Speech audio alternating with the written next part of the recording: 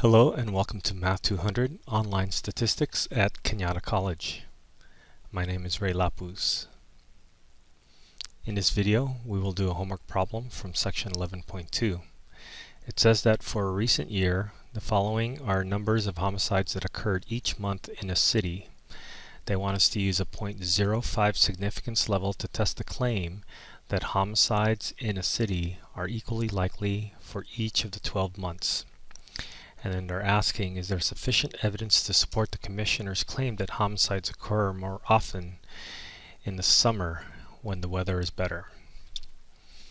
So here is the data set. We have the categories are the months, that's January through December, and then we have the number of homicides per month, 39, 30, 47, etc.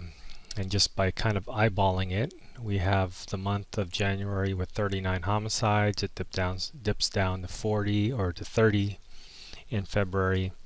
It jumps up to 47, 39. So they look pretty close to about even, about the same. Let's begin by looking at the alternative and null hypotheses. The null hypothesis should agree to these values, and according to the claim is that the homicides occur equally likely. So that is our claim. That's different from the commissioner's claim that says that homicides occur more often in the summer months. So this is saying that it occurs about the same everywhere. That will end up being our condition of equality, and so that would happen to fall in the null hypothesis section. So homicides occur with equal frequency in the different months. Now the logical opposite of that is all you need is one, at least one, to be different. They don't all have to be different, at least one of them have to be different. So we'll select the at least one option here, and that should be our null and alternative hypotheses. The next will be calculating the test statistic. So for that, we will copy our data set into our clipboard so that we can paste it onto our Google Sheets. And we have a category and the observed variables here in columns A and B. So we'll just replace that by pasting what we copied. And so I want to change this number to observed, because that value is kind of important for us. The category names are not that big of a deal. It's not important for us to keep note of that. We do have the observed values here, and so what we want to do is we want to figure out what the expected value should be. If they're claiming that they're all equally likely, then the expected value should be the same all the way throughout. And what is that same number? Well, it'll have to be the total number that's observed and divided evenly among the 12 months. So let's start by adding up all those values, and that would be the sum function. We'll add up all these numbers, and then we see that we get 507. Notice that we have 12 here. 12 is the number of months, and I can go ahead and highlight B, the observed column, and count how many numerical values I have there. So there's a command for that, and that is count, and then I'll just click on the whole column and see that there's 12 of them. So the expected value should be equal to 507 divided by 12. So it's going to be 42.25. This is going to be the same for everything, and so in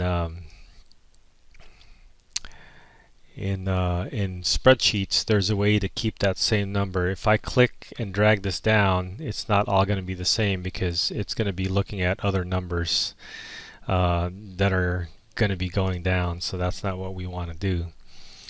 We can type 42.25 and then copy that all the way down here. So I can copy just the number, not the formula, but the number.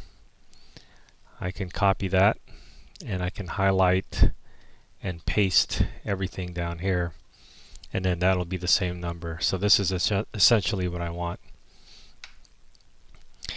So these are the expected values for the observed values, and again, this is for everything that's equally likely.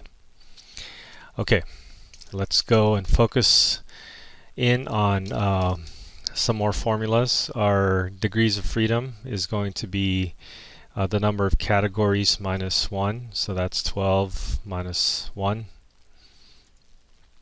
And our test statistic is going to be the sum of all these values. But first we have to compute these values. So I reserved this column here to be the calculation of the observed value minus the expected value quantity squared divided by the expected value.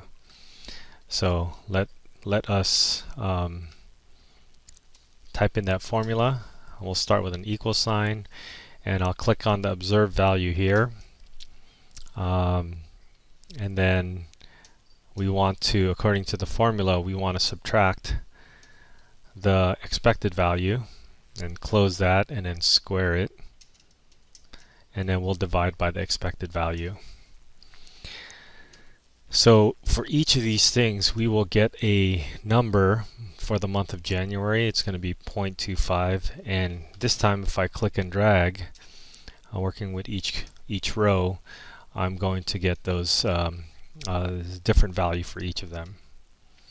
And what we want to do is we want to add them up. So our test statistic will be the sum of all these. So I'll say sum equals sum, open parentheses, and then I'll click and drag all these numbers that I wanted to add up. And our test statistic is going to be a chi-square test statistic. It's going to be 10.27, 10.278. We're probably going to want the p-value, so let's go ahead and compute that. I'll say equals, and this is the chi-square, that's CHISQ, and then we're going to do a distribution, DIST, and the newer functions have the option to do a right tail. And since this is always a right tail test, we're going to click on, or we're going to choose RT. Open parentheses, and the first thing is our test statistic, which is 10.278, comma, and our degrees of freedom, which we found to be 11. And then close the parentheses and enter. So we got a p-value of 0.5, so that's a pretty large p-value, so we're not going to be able to reject the claim that they're all equal. Okay, let's transfer all this information to our homework problem. First is a test statistic, and we want to round this out to 3 decimal places. So the fourth number is a 1, so that just goes away, and then we're going to get 10.278. Our p-value is 0.5, again a large p-value. Rounded off to 4 decimal places, so we're going to round this up to 6, and our p-value is 0.5056. With such a large p-value, we're going to fail to reject the null hypothesis. Now there's 2 choices where you fail to reject.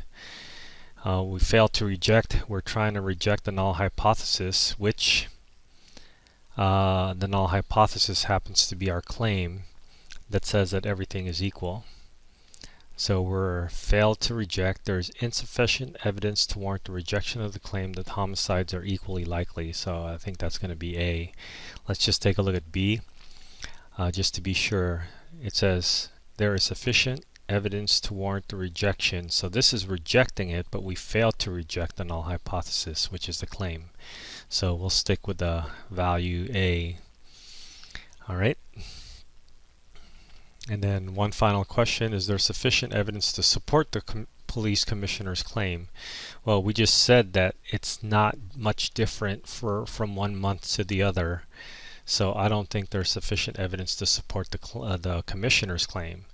So the original claim where everything was equally likely, that was not rejected. And so it was not rejected, which means they look like they're pretty much the same, and that kind of contradicts the commissioner's claim, so we cannot support the commissioner's claim. Okay, I hope that helps.